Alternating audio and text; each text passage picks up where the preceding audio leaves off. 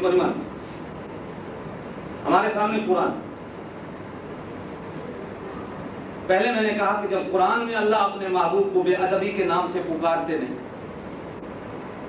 آپ کی اور میری ملاپ اس وقت ہوتی نہیں جب تک ہم زور زور سے نہ کہیں یا محمد. ہمارے نعرے اس وقت تک پورے نہیں ہوتے جب بے ادبی رسول کی نہ کریں. اللہ فرماتے ہیں میرے رسول کو نام لے کے جب میں نہیں پکارتا تم کیوں پکارتے ہو؟ اللہ پکارتے ہیں یا ایھا المزمل، یا ایھا المدثر، یاسین، طٰہٰ، یا ایھا الرسول، یا ایھا النبی. رسول کو ایسے مخاطب کر، بے ادبی نہ ہو.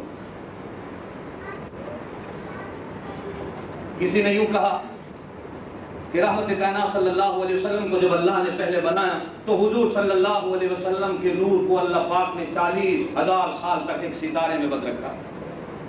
یہ بات لوگوں نے کتابوں میں لکھا ہے، اور دنیا کی کسی حدیث کی کتاب میں نہ نبی سے نہ نبی کے کسی صحابہ سے قول ملتا، کسی صحابی سے قول ملتا. اس لیے کہ یہ بات ناممکن ہے. کبھی آپ نے یہ سنا ہے کہ سمندر دریا میں بند ہوتا ہے، دریا سمندر میں بند ہوتا؟ ارے میرے آقا کو تو قرآن نے سراج منیرہ سورج کہا ہے، میں کیسے مانوں کہ سورج کو ستارے میں بند کر دیا گیا؟ بلکہ یوں کہو کہ ستارے اور چاند کو اللہ نے سورج میں بند کر رکھا. آقا کی قرآن نے جو شان بیان کی ہے نا، وہ سراج منیرہ ہے کہ میں نے آپ کو چمکتا ہوا سورج بنا کے دیا. 22ویں سپارے کا دوسرا رکوع ہے، پڑھنا کبھی گھر میں. ترجمہ یا ایھا النبی، جو ہے میرے نبی، انا ارسلناک شاہدا، ہم نے آپ کو شاہد بنا کے بھیجا، ومبشرا، خوشخبریاں دینے والا بنا کے بھیجا، ونذیرا، ڈرانے والا بنا کے بھیجا، وداعیا الی اللہ باذنہ، اللہ کے حکم سے اللہ کی طرف بلانے والا بنا کے بھیجا. اور پھر فرمایا وسراجا منیرا، ہم نے آپ کو چمکتا ہوا سورج بنا کے بھیجا. حالانکہ ایمان سے کبھی آپ توجہ دیں کہ حضور صلی اللہ علیہ وسلم تو سراپا رحمت تھے. سورج کے اندر تو تپش ہے، سورج کے اندر تو جلال ہے، سورج کے اندر تو گرمی ہے. قرآن آقا کو چاند سے تشبیہ دیتا تو پھر بھی کوئی بات بنتی، اس لیے کہ چاند کے اندر ٹھنڈک ہے، چاند کے اندر محبت ہے، چاند کے اندر نور ہے، چاند کے اندر سکون ہے. سورج کے اندر آگ ہے، آگ ہے نا. اللہ کو چاہیے تھا کہ آقا کو، اپنے محبوب کو چاند سے تشبیہ دیتا، سورج سے تشبیہ کیوں؟ یہ تو سراسر خلاف. حالانکہ آقا تو رحمت ہے. لیکن کبھی قرآن کا مطالعہ کریں تو قرآن کی ایک آیت سے مسئلہ سمجھ نہ آتا ہو تو دوسری آیت سے سمجھ آتا ہے.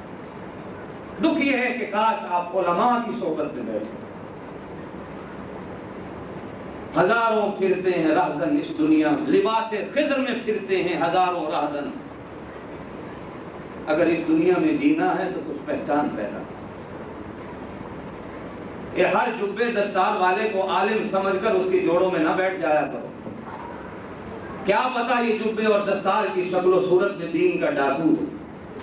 یہی تو ہماری کمزوری ہے نا کہ جس کو دیکھا چھوٹی سی داڑھی والا مل گیا، مولوی صاحب مسئلہ بتا دیجیے، اور وہ بھی آکڑ کے کھڑا ہو جاتا ہے. یوں نہیں کہتا کہ بھائی مجھے کوئی پتہ نہیں، وہ بھی مسئلے شروع کر دیتا. ہم لوگ دنیا پہ اتنی بحث نہیں کرتے جتنے دین کے مسئلوں پہ بیان کرتے. ہر بندہ مفتی اور عالم بنا ہوتا، ہر بندہ فتوے دیتا. امام مالک کا نام سنا ہے آپ نے؟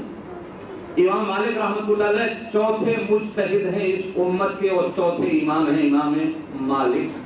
17 سال تک امام مالک نے روضہ رسول کے سائے میں بیٹھ کر حدیث کا درس دیا، اور آج جنت البقیع میں دفن ہے. امام جنت البقیع میں دفن ہونا، جنت البقیع میں آپ داخل ہونا، اللہ آپ کو مدینے لے جائے. دعا میں کہو آمین. اللہ آپ کو مدینے لے جائے، اور مدینے کے قبرستان میں جاؤ جنت البقیع. جیسے ہی جنت البقیع کے دروازے سے انسان جنت البقیع میں گھستا، ایک طرف اہل بیت کے مزارات نظر آتے، ایک طرف رحمت کائنات صلی اللہ علیہ وسلم کی پھوپھیوں کے مزارات نظر آتے ہیں گھستے ہی، داخل ہوتے ہی. اور سامنے رحمت کائنات صلی اللہ علیہ وسلم کی ازواج مطہرات کی قبریں، اور ساتھ ہی حضور صلی اللہ علیہ وسلم کی بیٹیوں کی قبریں، اور ساتھ ہی حضور صلی اللہ علیہ وسلم کے بیٹے حضرت ابراہیم کا مدینے میں انتقال ہوا، ان کی قبر ہے. اور ابراہیم کی قبر کے ساتھ ہی امام مالک کی قبر. علماء نے لکھا ہے کہ 17 سال تک مدینے رہے، حج کرنے نہیں آتے تھے مکے میں. پہلے یہ حج کر لیا تھا، جب سے مدینے آئے پھر مکے حج کرنے نہیں آئے. شاگرد کہتے تھے کیوں نہیں کرتے؟ فرمایا کہیں ایسا نہ ہو مکے مر جاؤں، میں مدینے بیٹھا اس لیے کہ مدینے میں ہوں. علماء نے لکھا ہے کہ جب پیشاب پخانے کی مدینے میں حاجت ہوتی، مدینے شہر سے 20 میل دور جاتے، شاگرد کہتے حضرت اتنا صبر فرماتے ہیں کہیں ایسا نہ ہو کہ ایسی جگہ پیشاب کر بیٹھوں جہاں آقا کے قدم لگے ہوں اور قیامت کے دن بے ادبوں میں میرا نام نہ ہو جائے. ایسی جگہ نہ پیشاب کر بیٹھوں جہاں میرے آقا کے قدم لگے ہوں. یہ ادب کی حالت ہے. اور 17 سال تک علماء نے لکھا ہے کہ روضہ رسول پہ کسی نے مسئلہ پوچھا تو کہہ دیا کرتے تھے بابا مجھے کوئی آنا ہے آپ نے اور ہم نے کل آپ کو اتوار ہے چھٹی ہے. پھر کبھی آپ موقع دیں گے نہیں دیں گے باتیں ہیں کرتے چلیں. حضور صلی اللہ علیہ وسلم کو جب اللہ پاک نے بھیجنا چاہا تو تقدیر خداوندی میں سوچا گیا کہ محمد مصطفیٰ کو بھیجیں گا. 2 ہی جگہ تھی دنیا میں, یا عرب تھا یا عجم. توجہ سے سنیں, یا عجم تھا یا عرب تھا. اللہ نے سوچا کہ اپنے محبوب کو بھیجوں کہاں, عجم میں بھیجوں کہ عرب میں بھیجوں. تو عجم کا معنی ہے گنگا. عجم کا کیا معنی ہے؟ اور عرب کا معنی ہے فصاحت و بلاغت والا. عرب کا معنی کیا ہے؟ فصیح و بلیغ. اللہ پاک نے اپنے محبوب کو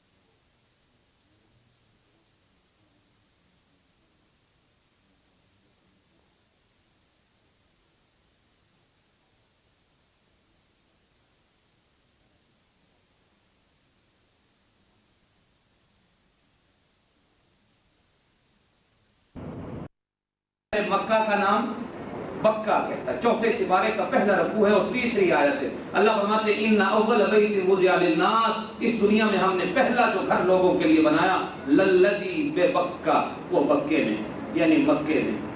اور بکے کا معنی ہے زمین کا سنٹر. بکے کا کیا معنی ہے؟ زمین کا سنٹر. پانی سے اس طرح نکل کے کھڑا ہوا کہ جس طرح ایک چٹان ہے, اور اسی چٹان پہ اللہ نے جبرائیل سے فرمایا کہ میرا گھر بناؤ, اور پہلی عمارت بیت اللہ کی جبرائیل نے بنائی. یہ تاریخ ہے بیت اللہ. جب مکہ منتخب ہوا تو پھر سوچا گیا کہ مکے میں قبیلے کو کتنے, 40 قبیلے. بعض علماء نے لکھا کہ اس وقت مکے میں 42 قبیلے تھے. 42 قبیلوں میں اپنے محبوب کو کون سے قبیلے میں بھیجا جائے؟ تو اللہ پاک نے قبیلہ قریش کو منتخب کیا. اور قریش 2 معنی علماء نے لکھے.